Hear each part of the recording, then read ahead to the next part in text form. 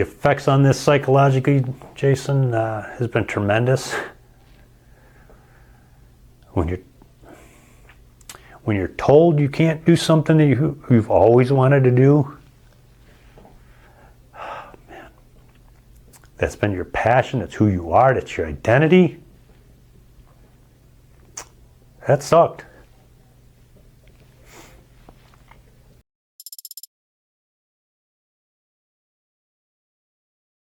Has there ever been a time where you did something and you looked back on it and you thought, you know what, that wasn't a good idea, or I sure as heck could have done it a lot better? Yeah, I think we all have.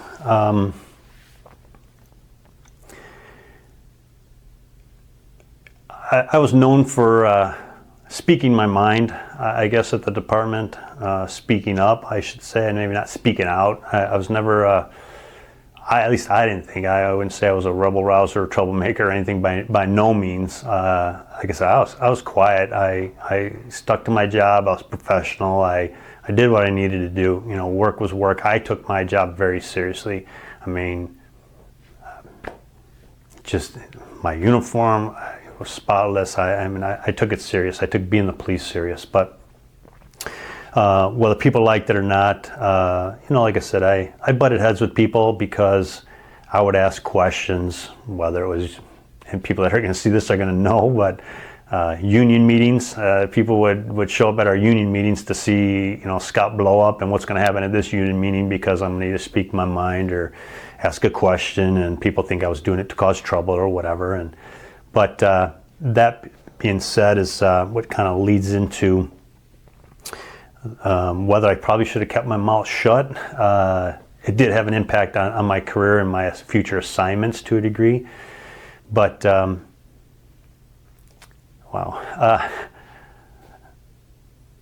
I think I had the respect of some of the sergeants, the chief, because I would speak up, speak my mind.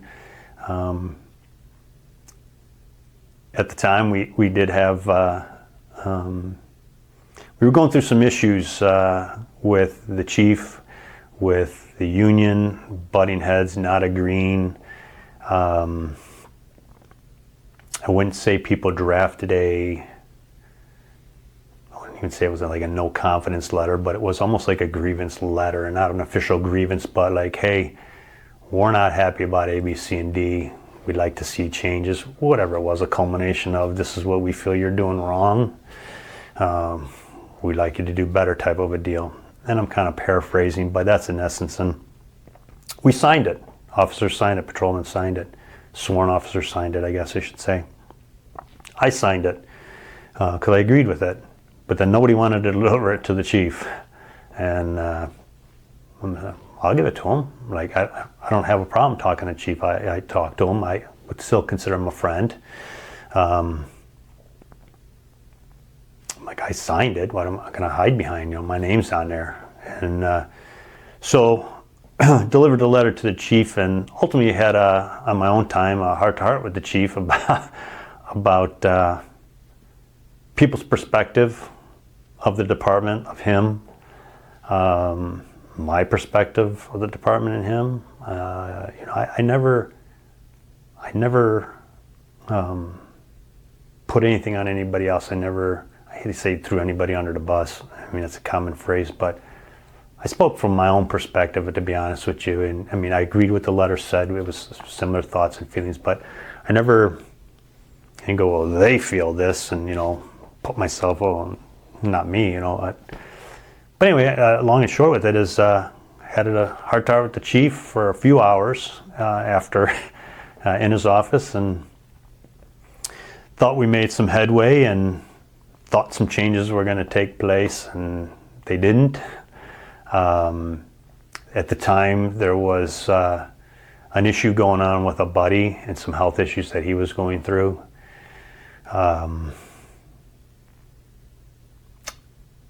Whether I agreed with him being treated fairly or not with his health issues, and whether I agreed, or even if the chief had control of it, I don't know, but I saw it as they're not doing enough for him. I didn't like it. ultimately I developed a bad attitude probably at that time. I mean, I think we're all disgruntled about something in our departments.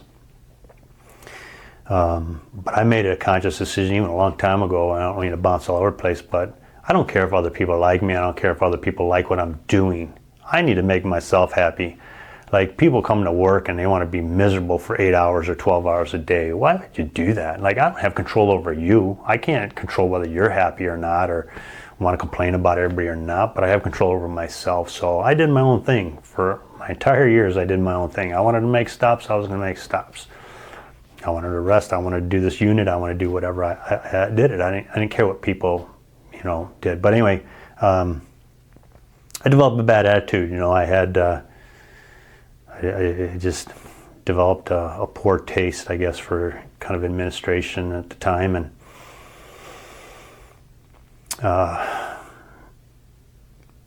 came an opportunity. So again, I was in detectives. I was out at the time when all this happened. I was back in patrol and had a chance to go back into detectives. You might be able to tell where this is going when I say I had a chance to go back into detectives, and ended up having a procedure done on my toes, kind of unexpectedly. Before I had already gotten slotted to go back into detectives, but they took it personal that I was giving them a big FU because I ended up calling in sick, probably for the last shift or maybe even 2 from patrol that before I was supposed to go into detectives. And I got called in about it. It was an eye-opening experience for me because I spoke my mind about things. I kept things to myself. I never, I don't think you're going to find anybody anywhere that's going to say, if they told me something, then I told somebody else. If you tell me something, it's staying there. This is it. I'm not a gossip. I'm not a whatever. So even when I got called on into the chief's office because I had called in sick, they took it as a big FU to them in the department that I was trying to prove a point.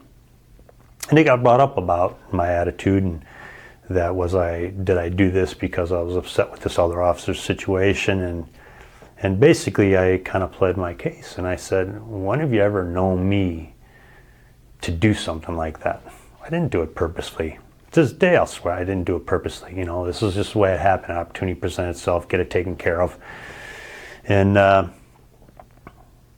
but I learned quickly how even other people don't particularly agree or like, or may even badmouth other people, will cover their own asses basically, and not stand up for you and not do whatever. So as far as if you say, did I step in it?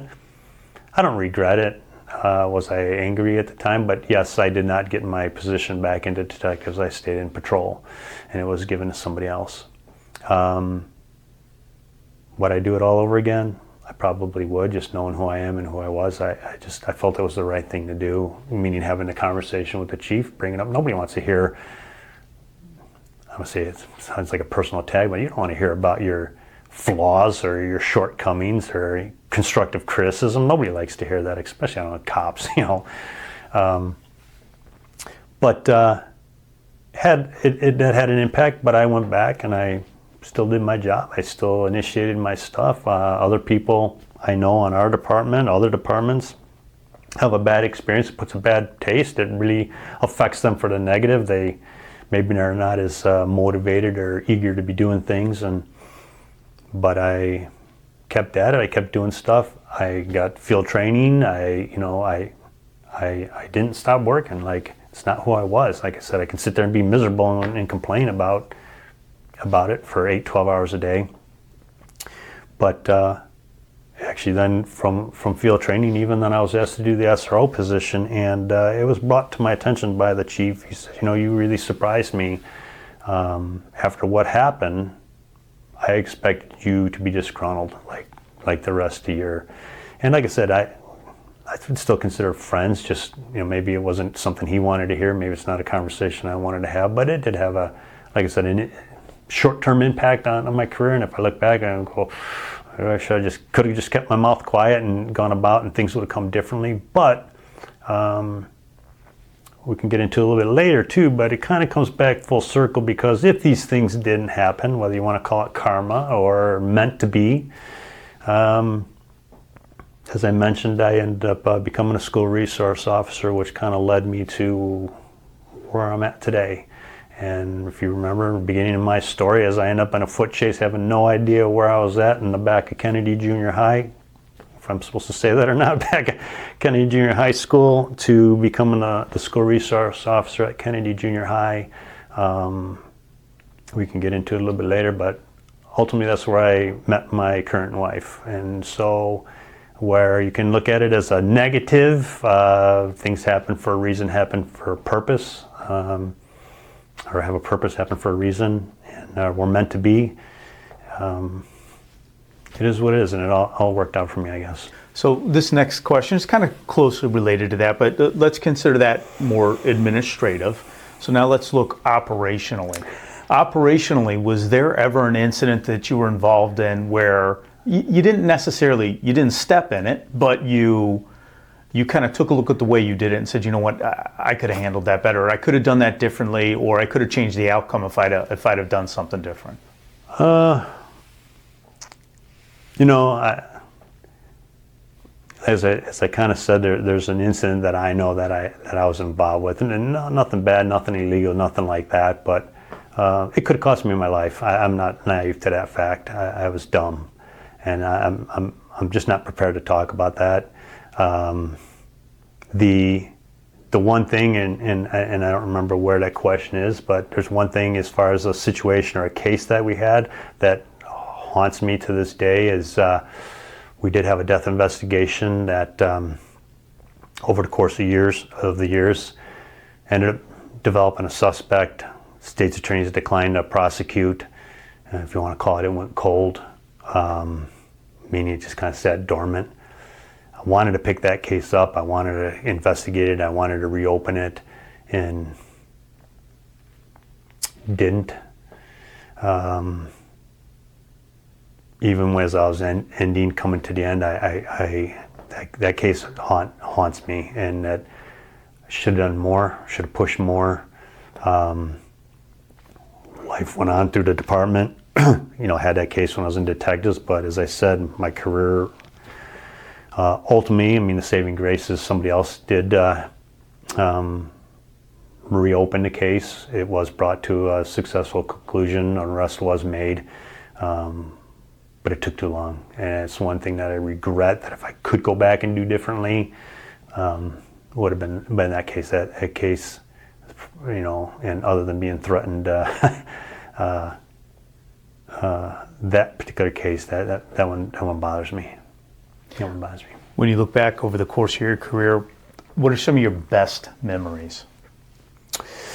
Best memories, I think, kind of we touched on some moments, just the camaraderie, the group, the buddies. As I kind of said earlier on, when the reason I got into law enforcement, what drew me the appeal was as a kid, and the cop shows and the partnerships, and this is what it's going to be like.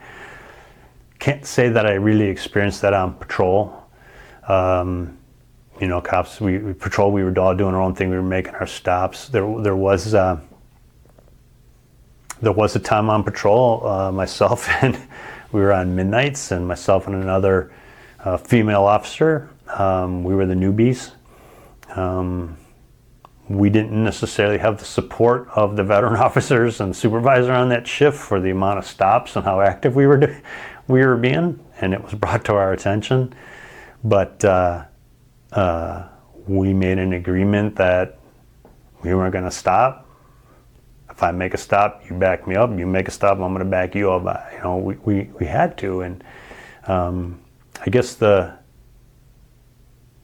we got our chops busted a little bit, but I think instead of us falling into the ways of the veterans, which I think is easy for people to do, is like, well, I'm being told not to do stuff. I'm being told like nobody else is, on midnight shift isn't doing anything. We better not do anything either. Started to notice after a period of time, the veterans were making stops, and the sergeant was making stops, and the sergeant was backing us up, even though you were told not to do things. That would be, I guess, a close working relationship and agreements, but really the buddy and the partnership came to fruition once I got into detectives. I had that. I knew what it felt like. I knew that camaraderie. I knew. So my partner at the time, again, I guess without keep saying it, I knew I got to experience what it was like to trust somebody, to know somebody, to become friends with somebody.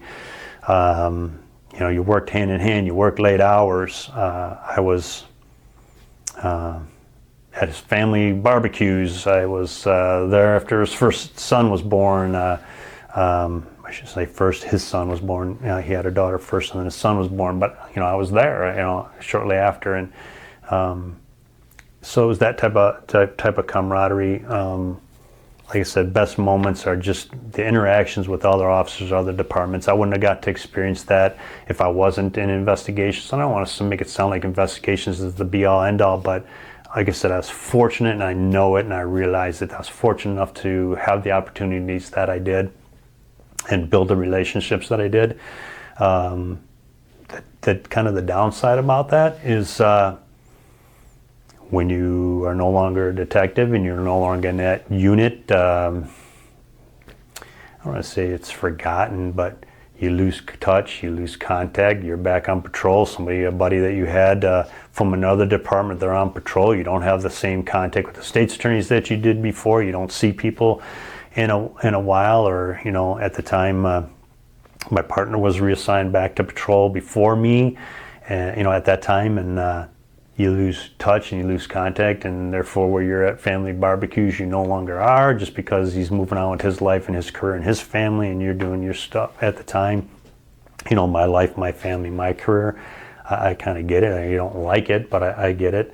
But you know, kind of as it developed, like, you know, I got an opportunity to be with SWAT and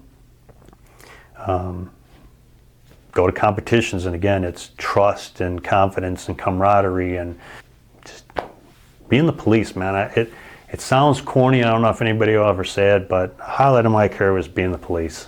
You want the honest truth, and wow.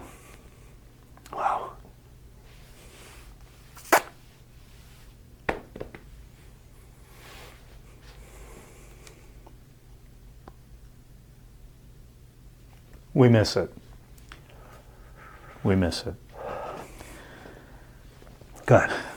Was there someone through the course of your career, whether they realized it or not, maybe somebody that you looked up to and you wanted to emulate how they did the job, or maybe it was someone that knew that they really filled that role as a mentor for you? You know, I thought about that. Honestly, I can't say that I had, and maybe it was just me, my personality. I realized that. I realized I'm not naive to the fact that we all have a role in our own lives. We can't blame people for other things. And maybe it was my personality. I know it was more kind of perceived as standoffish and whatnot, and I get that. I acknowledge that. But I had people I looked up to. I had my partner in detectives, the buddy that I was talking about that got sick. He actually was one of my FTOs. I was afraid of him, maybe not justifiably. It's not that he was a jerk, but I was just afraid of him. But super nice guy, knowledgeable guy. I had people like that I kind of looked up to. Nobody back then, and I wish it would have, like, and maybe it's on other departments, I don't know. I'm just saying I've never experienced it. Nobody like really took me under a wing and said, hey, let me, you know, hey kid, let me show you how this is done, type of a deal. As I said, call it patting myself on the back, call it whatever you want, but a lot of things I did, as I said, I did them by doing them kind of myself on my own, figuring them out, to be perfectly honest with you. That's how I feel. Other people may think otherwise, but that's how I feel. And so I had people, like I said, I looked up to. Those two guys. I had a guy that I'm still kind of close with in communication with. I see him now time to time, but I look up to him as well, in the sense that we were on patrol together. He ended up becoming a supervisor. He was my supervisor while I was a school resource officer. He was in charge of like the DARE, crime prevention school resource program. Just the way he talked with people, he didn't treat you as a number. He didn't just treat you as a member of the department. He treated you as a person. He would talk to you. He'd take the time out. And he was probably one of the first people at a point in my career later on where I kind of, I guess, say opened up, if I look back at him, about just I was unhappy at the department. I was considering a change. I just felt like I was stagnant. I guess I always needed to be challenged and to be doing something. And he talked with me and said, you know, if anything I can do, stick with it, type of deal. Just come let me know. So I look up to him, kind of tying the two of them in together. While I admire them, a buddy of mine that was, I'm just reluctant to mention names just because I don't know how they feel. They'll know who they are. Obviously, other people will. But he was my partner in detectives, and then this sergeant, when I actually got sick,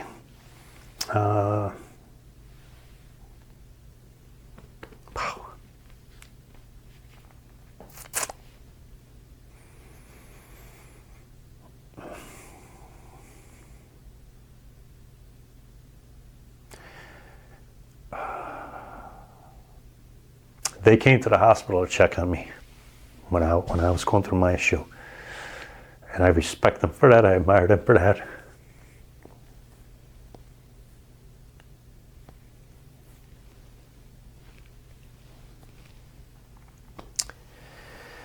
I know I never thanked them for it. Probably long overdue. But they were also ones that stuck out when I was going through my my medical issues that we'll get into, in the world of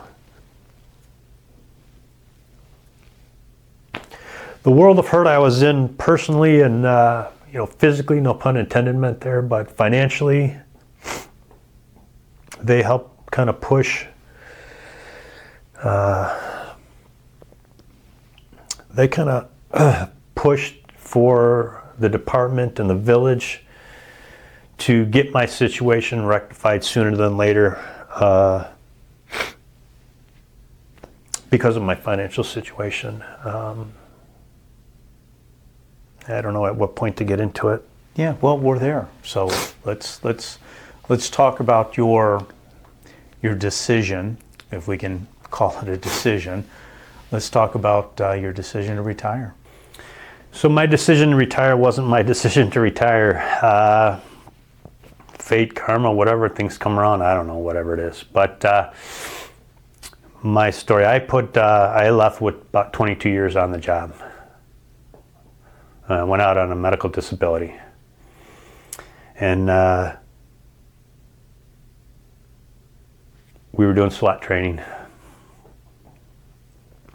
And part of our training that particular day was a stress course.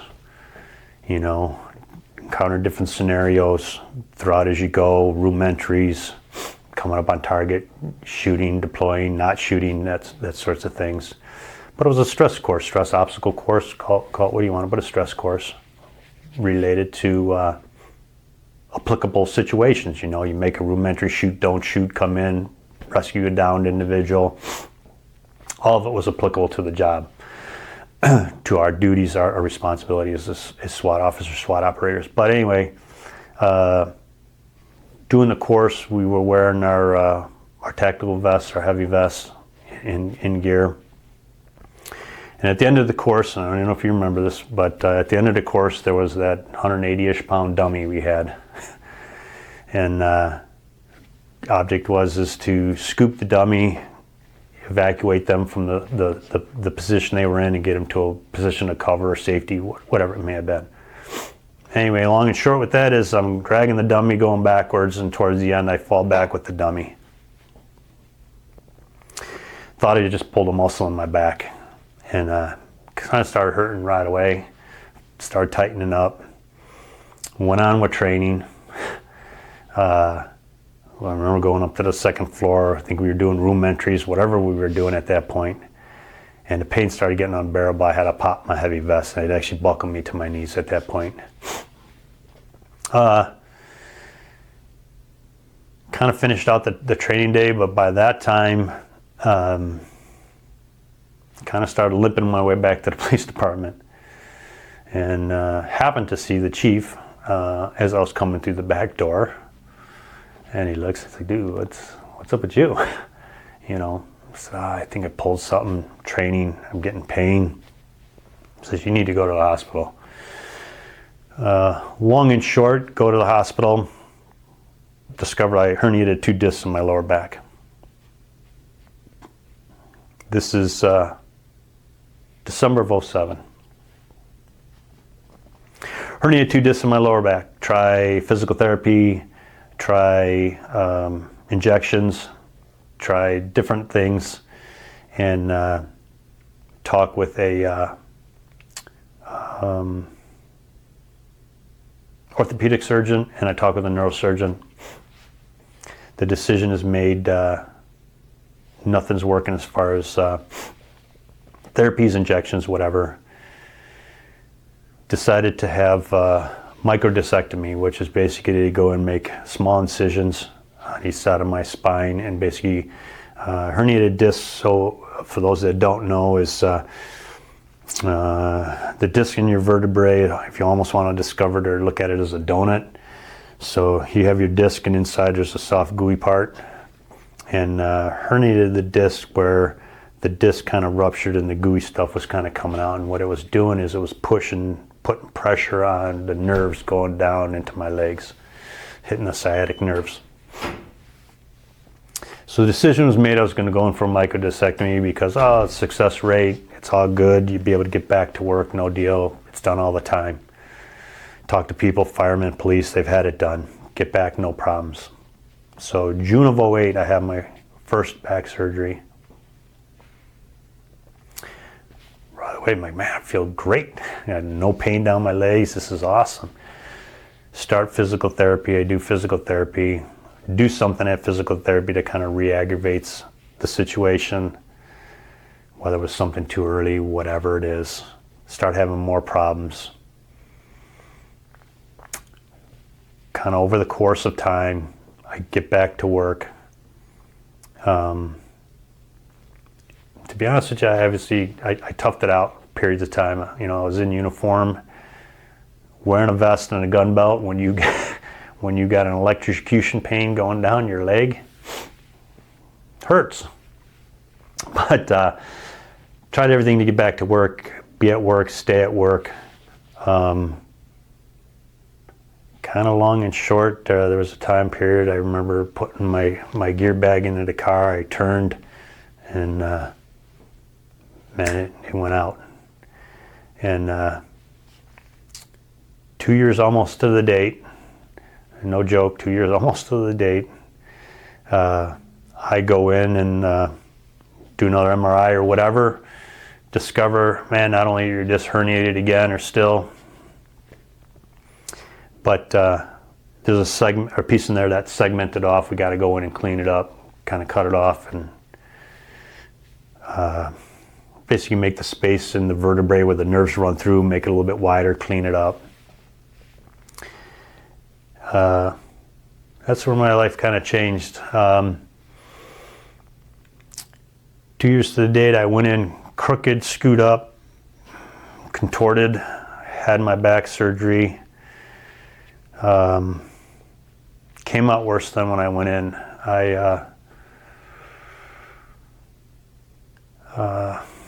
And I remember laying there. I was in the hospital, if I remember correctly. I'm pretty sure it was after the second one. And you'll understand my confusion in a second here now I'm thinking about it. But anyway, I know I came out worse than I went in. I was still crooked, where after the first one I was straight, I felt great, I was up and walking. Second one I was still crooked, I was still hurting. I remember going back to my room. I remember them putting antibiotic in the IV, and I remember what I call it, started convulsing. They say it wasn't convulsions, but I started flopping around, I guess like a fish out of water. I know it, I was freezing, flopping. I remember the doctor or the nurse shutting down the IV right away. They didn't know if I was having a reaction from the surgery. They didn't know if I was having a reaction from the IV, from the antibiotics. Shut it down, call it people. I started panicking and like, dude, what? This isn't good. Like, what's going on?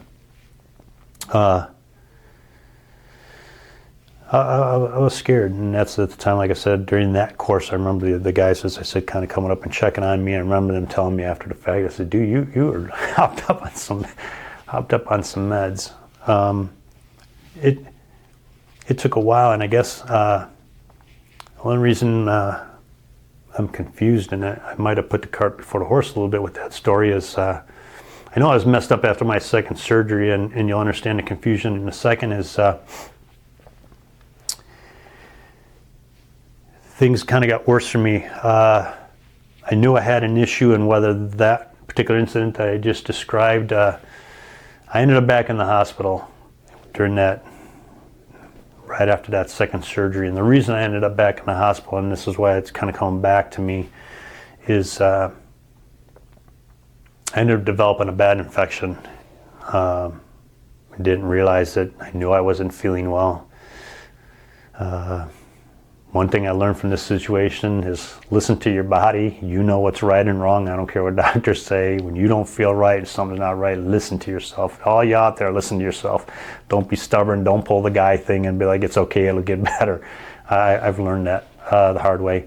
But so my story is as I said, I think as I'm recalling the chain of events, because they happen so quick to one another, is the IV and the reaction stuff, I think, was I ended up developing a bad infection, went to the emergency room. They sent me home saying, it's nothing. My surgeon actually saw the blood work and called me up, said, you need to get back to the hospital. And said, you should have never been released. But anyway, get back to the hospital. They look, they find out that you got an infection. We got to go back in and open you up. And I guess, sure enough, in my back, I had a pretty significant infection that started traveling throughout my body. And that, like I said, so forgive me, that's what ended up happening. I had the infection, they cleaned it out, and that's what it was. They put me on the antibiotic, and I had that reaction, and I thought it wasn't good, to be perfectly honest with you. You know, later I talked with my surgeon. Again, I am talking about stuff that I've never talked about to anybody else. He told me if I wasn't as young as I was or as fit as I was at the time, it wasn't looking good. And they ended up having to open me up a third time after the initial cleaning out, and I forget what the third time is. My boys at the time could remember the date, because I know one of the times I was going in for surgery was when the Blackhawks won the Stanley Cup, because I remember laying there in the OR and the game was on TV and making a comment, can I see the end of the game? And then next thing you know, you're out, and I don't know, but I remember one of the incidents was, my son reminds me, is the Blackhawks won the Stanley Cup. But came out of that, was still crooked, was still messed up, went back to PTs, was not able to walk straight for quite a while. That whole summer I was kind of laid up. Had a heck of a time getting around, pain was intense. Remember going to PT, which were great guys. I will credit them for getting me to where I am today, to be able to be standing upright. I remember after one therapy, one treatment, I remember hearing the two guys talking about, man, he's pretty messed up and this is probably the best he's ever going to get. And I'm telling you, I wasn't walking straight. I was crooked, I was whatever. I heard it. And not that I'm going to say that made a change, but continue with therapy, and I really don't know what it was. Finally, one day I made a micro improvement. And from there, started making more and more improvements. Things started getting a little bit more better for me, where I was able to walk, upright, straight. Looking at me, you wouldn't know that I've got any issue. Looking at me, interacting with me daily, if you didn't know me, you wouldn't know that I, have any issue. But Went through therapy, still having problems, got tested, went to the occupational testing to see if I was functional, whatever it was, to see if I could do the job. And the doctors wouldn't sign off and said, there's no way you can be able to be released for 100% full duty. And my department wanted you to be 100% full duty, meaning going back to patrol, putting on a gun belt and a vest, driving around in a squad car. And I wasn't going to get released for that. People go through different things, and I don't know how much to get into, but as I sit here now and think about it, a message to people is be your own advocate. I learned that the hard way, but be your own advocate. I mean, if anybody heaven forbid you don't, but a work-related injury, and whether it's police or anything else, your job or your employer is going to send you to their doctors. I don't know how else to put it. Their doctors, at least one of them that stands out, I couldn't tell you what his name is, said he didn't see anything wrong. If there was anything wrong, his added words to me were, I don't see anything in here that'll kill you. I said, well, that may be true, but if my back goes out on me or it spasms up or whatever, and I could get killed or somebody else can get hurt as a result of it. I was aware of that. Had me convinced almost like, well, why don't you go back and try it? See what happens. And so I had a long thought process, but be your own advocate. Don't let anybody take what's in the reports as gospel. I will go on record here. I went on record elsewhere. The one doctor lied in his report. Flat out said he did tests on me that he didn't do. Said he examined me, he didn't do. And here's a guy that's trying to tell my employer that I'm fit to go back to work. And don't get me wrong, I wanted to go back to work. I was doing anything and everything that I could do to get back. I wanted to be the police. Along with that, you may know and have experienced it, you got people, what are you, dumb? You sit at home and collect your workman's comp, you're paying your salary. It doesn't work that way. It doesn't work that way. Try not to jump all over the place, but it doesn't work that way, and I'll talk about that in a second. But ultimately, it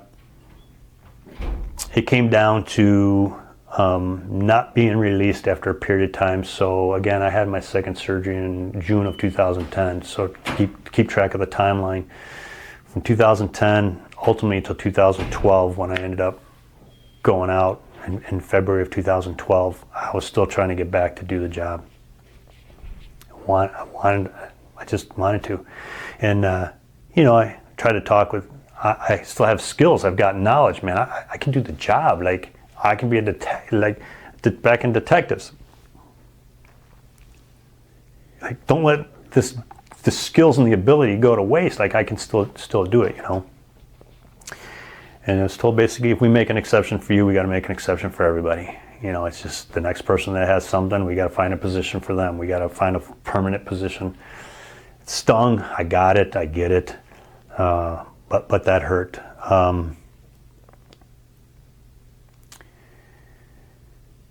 So ultimately, I have a pension hearing, and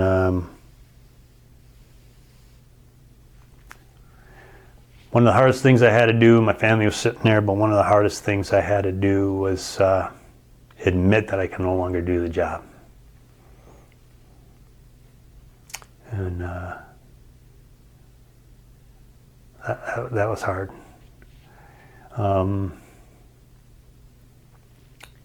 People don't know what I went through. People didn't ask. I didn't share. Again, whether it was me, my personality, we'll get into regrets.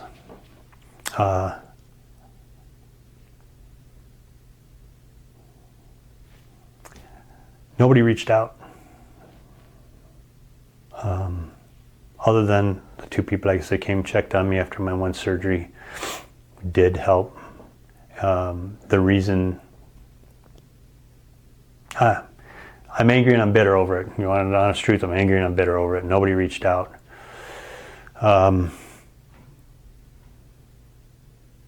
The reason these two guys knew what was going on with me financially is so people think workman's comp, oh, they're going to pay your salary. Well, they pay it for a period of time. But I was off for 2 years, in essence, give or take. Those benefits don't stay the same the entire time, and we were going through financial hardship. Nobody knew it. I didn't share. Nobody asked. My business is my business, the way I always went. My business is my business. I don't, I'm not an open book by no means. And I was at the PD just checking in. And at the time I got a call from my wife. They were looking to take our house away. We were going into foreclosure. And I would have never thought we would have been in this situation. Never in a million years thought we were going into foreclosure. They were going to take our house. And I was upset and angry on the phone. I was in the sergeant's office, and they were there. And I kind of broke down. I said, I'm going to lose my fucking house. And I walked out. And like I said, to their credit, I had heard they reached out to Human Resource and whatever to get the ball rolling, what was in their control. I was like I said, I was in a world of hurt during that period of time, and nobody knows. They all do now, but nobody knew, nobody knows. You got to go to family and ask for help. The thing that brought that about it made our family a little bit stronger, with the siblings and whatever, because we didn't even share with our siblings your financial woes, if you will. I realized during that time, maybe I knew part of it already. It was just a number. I hate to say it. That's how I feel. Whether you look at it as your badge number, that's who you are. That was sacred to me. But just a number. And didn't matter. I was trying to get back to work. I wanted to be the police for the village of Lisle. I wanted to be a police, period. I overheard one time when I went in, somebody from Human Resource talking to my buddies after I was visiting, and I still had my access code to get in the building. They don't know this, but I overheard them telling them that I can't be allowed access anymore, or unsupervised access, or whatever. I was a liability. And again, why? I guess I get it. You can look back at it and go, I can see that. I gave you 22 years. You can say on or off, give or take, because I was out for medical, but I did it. I did my job to the best of my ability. I was there. So all that hurt, and it just culminated, and it hurt for a long time. Still does. Going back to being an advocate for yourself, one thing I do regret, not advocating for myself when it came time to certain benefits of going out on a medical disability.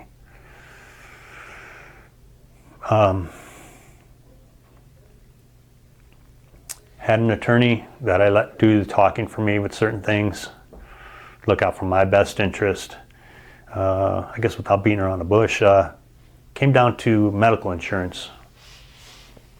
And I don't believe I'm violating anything I signed or whatever, but came down to medical insurance, and because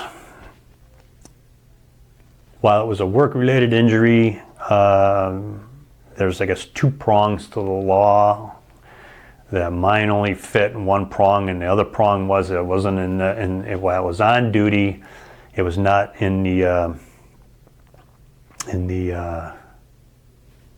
I don't know the exact term, but basically responding to an emergency situation. Or if I would have been going to a call or doing whatever, my insurance would have been covered, 100%. Mine didn't meet it. So anyway, negotiations were coming back and forth about insurance and covering or whatever, and I was afforded an opportunity to go in and try to plead my case to the, I think, Human Resource Director at the time. And my attorney had already done, it's like, this is the best they're going to do, this is what they're offering you, whatever. And again, I was disgruntled, I was mad, and I didn't do it. to this day, I regret it. I regret not being my own advocate to try to explain in my own words kind of what happened, what I've been through. And you can say I wasn't responding to an emergency situation, but we were training as if we were responding to an emergency situation. And I didn't know any better. I didn't do it. I didn't step up. And to this day, I regret not being my own advocate. Speaking for myself, I've pretty much, I guess, kind of done it all my career, and I didn't do it when it really mattered. So that obviously has an impact on me financially, but the effects on this psychologically, Jason, has been tremendous. When you're told you can't do something that you've always wanted to do, oh, man, that's been your passion, that's who you are, that's your identity. That sucked.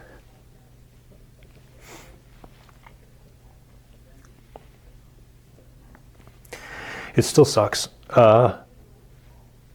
It took a long time psychologically, sleepless nights, a long time psychologically to get over the fact that I'm not the police anymore.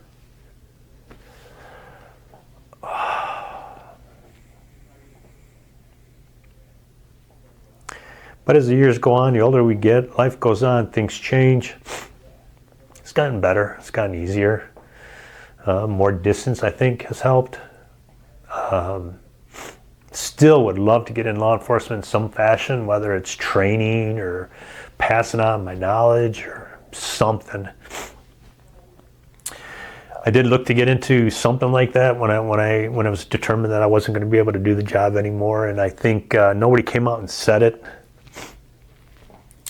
You're damaged goods. You know, you're potentially a liability. Like who wants you? Again, nobody came out and said it. It's the feeling I had. It just didn't work out. But I still love it. I still get passionate about talking about it. I still get passionate about talking about my experiences. We can get into it. But the advantage I have right now is both my boys are police. So if nobody else will listen to them, they have to. They have to listen to me. Whether they tune me out or not, I'm going to tell them. But they need to be their own people too and do their own thing. So, I don't know. I know on and off we talked about resources. If there were resources, I didn't know about it. If there were, well, I shouldn't say that. I'm sure we had the EAP program that developed. There were resources, but to be perfectly honest, I probably wouldn't have reached out to them. Just knowing me, as I said, everything I keep close to the vest. I don't share. This is huge for me to be doing this. But I wouldn't have reached out. I don't think I'm alone in that. You know, we don't want to ask for help. We don't want to show signs of weakness. Our personal problems are our personal problems.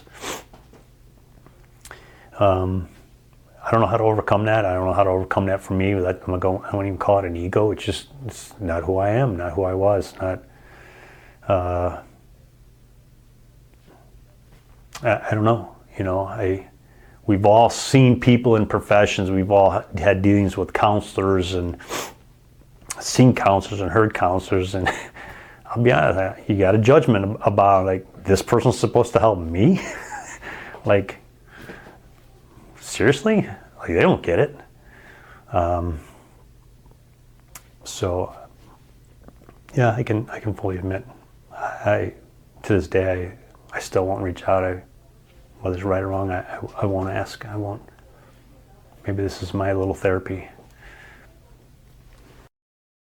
So, that experience, specifically that experience, clearly had an impact on your family and probably had a greater impact than I can see from the outside looking in. So your career as a police officer, what do you think that impact was on your family?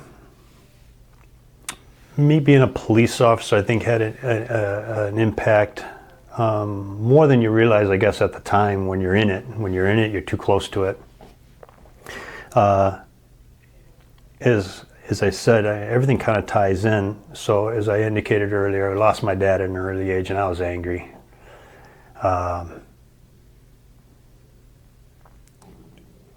It's funny, the impact on my family is we hurt the ones we love the most. Whether we realize it or know it or want to acknowledge it, I can. We hurt the ones we love the most. We say things we shouldn't. We treat people poorly that we're supposed to hold near and dear and love and cherish. And the difficulties I had at home was, believe it or not, when I was the police, I felt in control. No matter how chaotic things could be, no matter how unknown they could be, I'm not saying that like with an ego, by no means. I'm not saying this even like I was in charge, but I felt in control. I can control things. I knew I didn't have control over things, and that's just the way it was. And then you figure it out and put it in control. And ultimately, somebody's going to listen to you or not.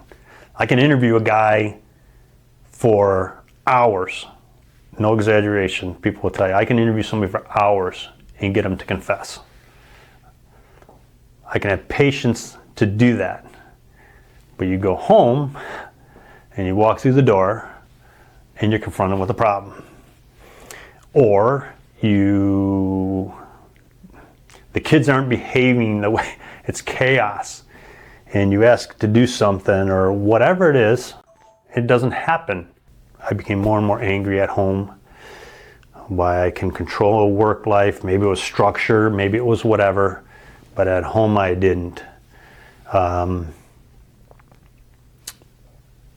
don't regret getting married. I don't regret having kids. We got married at a young age, on purpose. I don't mean to say it like that. And we got married at a young age. Maybe I was immature. I shouldn't say maybe. I was immature. But we got married at a young age, decided to have kids, which we both wanted. And but just as life went on, started going apart. Not seeing eye to eye on things. Me being angry all the time. Ultimately, when you're at odds, and I accept 100% my part, my responsibility, I know I had an active role in my marriage coming to an end. Got divorced, but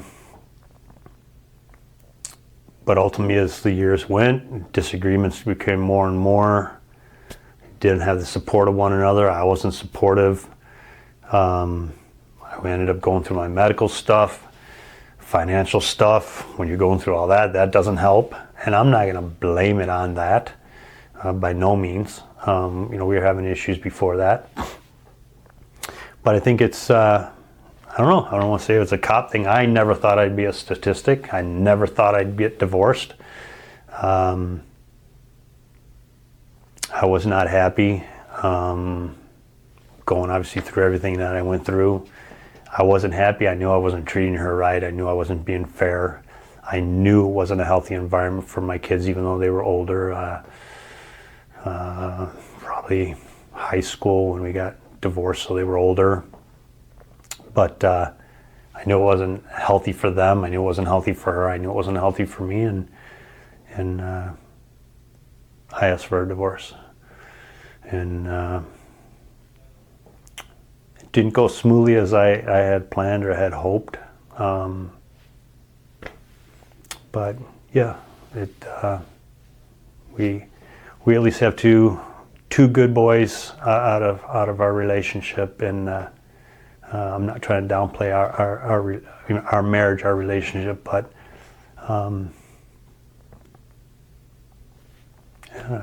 I don't know much more, but that's the impact. Ultimately, the job and my life experience as a whole kind of impacted my family, and it hurts when you talk to your kids and you try to explain things. And even my youngest, actually, to this day, we had a conversation not too long ago, and he brought up, he's like, yeah, I remember you guys fighting all the time. That's all I remember about my childhood. And I'm like, what? And I can understand why he'd feel that way. And then you got to kind of remind him, I'm like, no, it wasn't always like that. We went on family vacations, we did things together.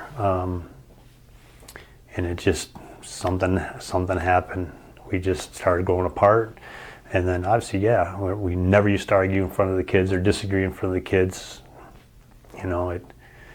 That changed. So that's, I can see how he would remember that, and it tore me apart thinking, man, this is what my kids think, what our marriage always was and what their childhood always was. And I'm like, man, what did I do? You think I messed up my kids. They're both grown, both in relationships, both looking to get married. I just became, fast forward a little bit, I just became a grandpa to a beautiful grandson. So I'm hoping they learn from my good and learn from my bad. We have an impact on our kids greater than we realize. I can go on and on. I apologize, but talking about things that I didn't realize I was doing, and the impact it had on them, and just even coaching my one son, and I don't know, giving him the impression that I was disappointed if he wasn't succeeding in his sport. And when I say succeeding, I mean something as simple of, and we're talking about like little league type baseball stuff. I wanted him to get on base every time.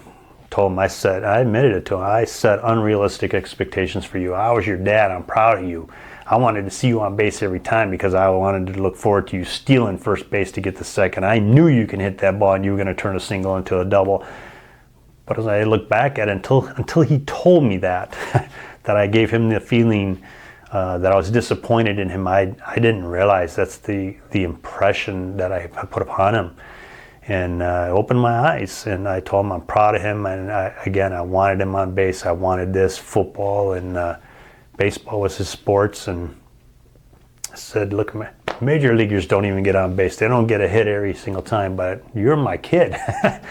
I knew your potential, and I was not disappointed in you, but I was disappointed that you weren't on base per se. But I didn't show that very well. And for whatever reasons, like I said, I was hard, maybe, the expectations, but like I said, it's about who I am and how I am and kind of my family. Looking back on your career, do you have any regrets? I know you talked about a couple of them, but is there anything else that you regret?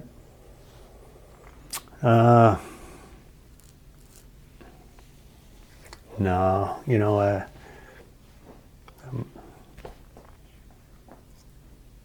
no, just other than the things I talked about, like I said, it's just hard decisions, kind of tying it back so people understand. I had an opportunity, I guess, to potentially have another surgery that potentially would have allowed me to come back, which would have been a spinal fusion.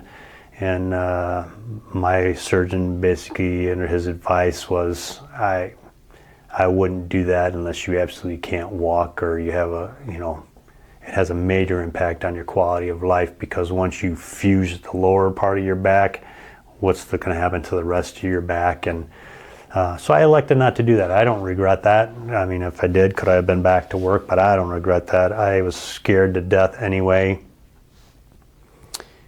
Going in for another surgery after what I went through after my second one, there is no way I was eager to have anybody touch me. So no, I mean, other than family regrets, other than I wish I would have lived in the moment a little bit more. I guess a major issue I guess I want to put out there, regrets. I regret actually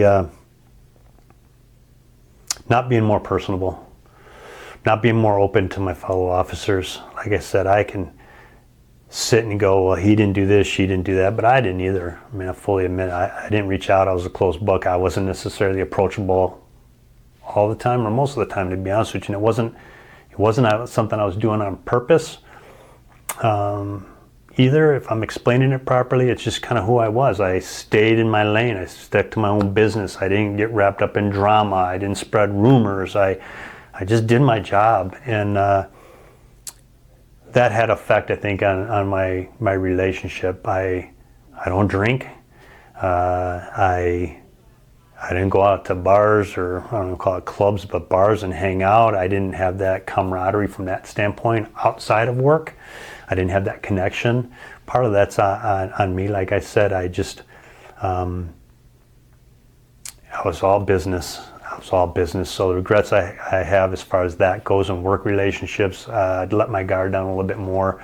I tried to be, maybe this goes back from insecurities, I tried to be, I don't say as professional, as perfect as I can be, even though I know I wasn't. Subconsciously, I knew I wasn't perfect. But as I said, my dress, the way I carried myself, the way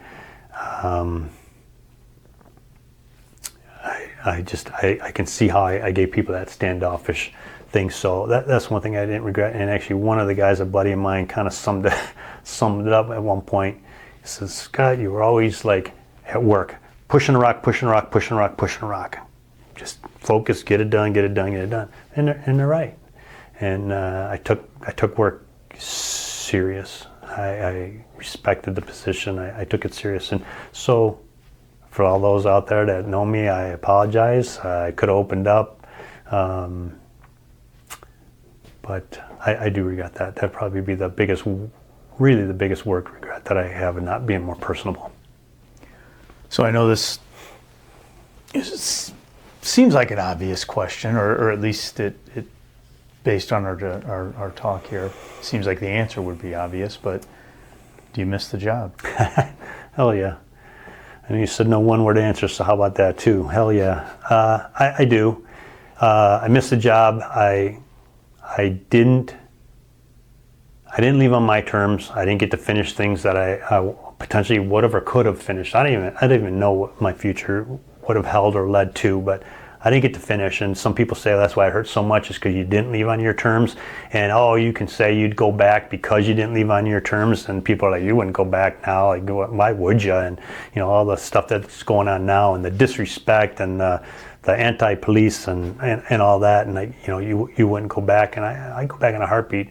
And I tell you that right here, sitting here right now, if you told me that I have a job here starting tomorrow, hell yeah, sign me up. But yes, I miss it, and like I said, I get too wrapped up at times. Obviously, with this even is just telling my stories, passing on my knowledge, my stories to my boys. I miss it. I tease with them that I'd go back, and my youngest in particular, you can't do this job anymore. You can't be the police. I'm like, it hasn't changed that much. Bad guys are still bad guys. The police are the police. Technology has changed. Maybe things you can and can't do have changed, but I don't know. So he busts my chops about that, but like I said, it kind of tied together. Both of my boys are police for two different departments. My youngest got hired on his department first by a year, so he's got a little over 3 years on, and my oldest is on another department, got hired a year later. They both went to the same academy, Lisle. Both graduated a year apart from one another, so one's 3.5, the other's 2.5. Proud of both of my boys. I know I brought my youngest up several times.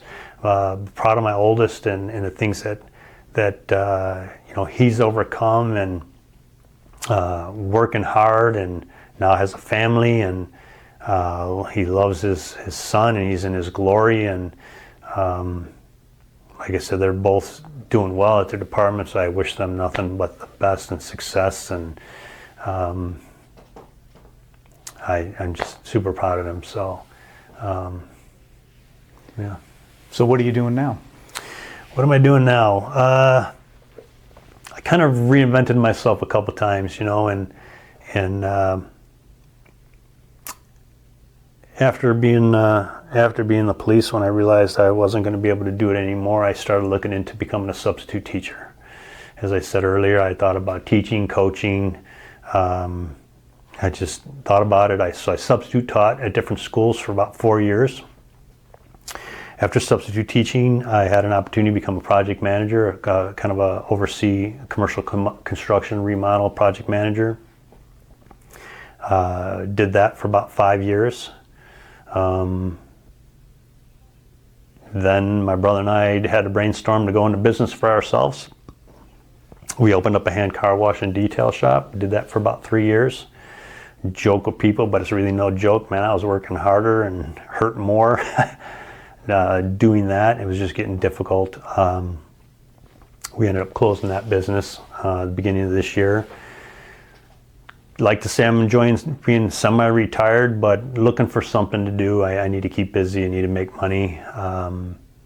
Just started a new adventure, being a project manager again, kind of doing the same thing, helping people out or overseeing projects, kind of homes that have if I call it a natural disaster, you know, that mitigation needs to be done to the home because the hot water heater broke up and we got to go in there now. So I'll be working over with the contractors to oversee them, putting the house back together. So project managing from that standpoint.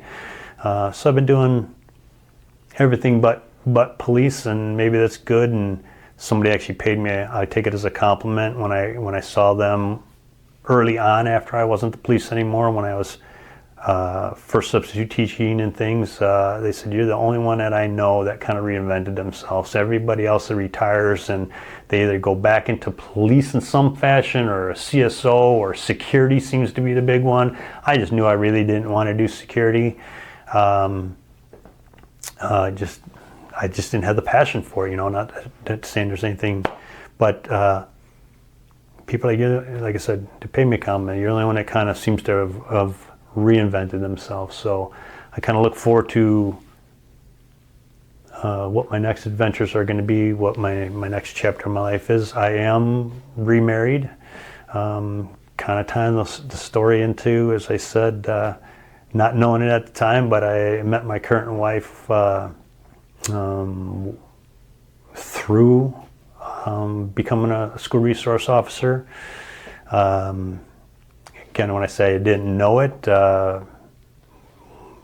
we were friends at the school and became friends because when I actually was going back to get my degree through Benedictine University, as I mentioned it, I was struggling with math. I was struggling with some things, not being in school for a while, and kind of developed a friendship. And I ended up going out and losing contact with people, you know, after I retired, and went through my divorce, and